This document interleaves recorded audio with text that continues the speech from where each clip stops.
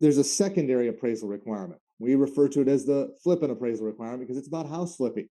Page number 15 says you're not quite done with this appraisal baggage and HPMLs.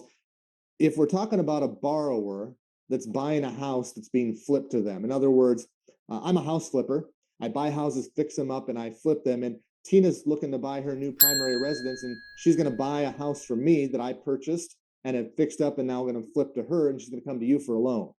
What you are responsible for doing is obtaining a second appraisal, letter E at the top of page 15. So you already had to order the first appraisal. That's the one we just did. Okay. Now, if you find out it's a flip property, you're responsible for ordering a second appraisal at no cost to the borrower, completed by a different certified and licensed appraiser. Okay.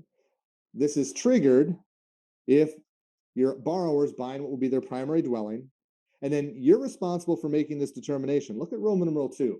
You have to determine whether or not it's a flip property, and we'll get into that a little more here in a second. And then you have to find out if it is a flip property, how much is the flipper making and in how much time period. So if I'm the house flipper, if I'm flipping the house in 90 days or less and making more than 10% on the flip, it triggers these requirements. If I'm flipping it between 90 and 180 days, since I acquired it, and making more than 20%, it triggers these requirements. If it doesn't fit in one of these boxes, then you don't have to handle this baggage any further. But if it does, you do, and you're responsible for being the one that makes this determination. Now, you'll have to lean on the borrower, get information from them, but in the event that you can't make a determination, okay, then you have to assume it's being flipped and it's subject to this requirement.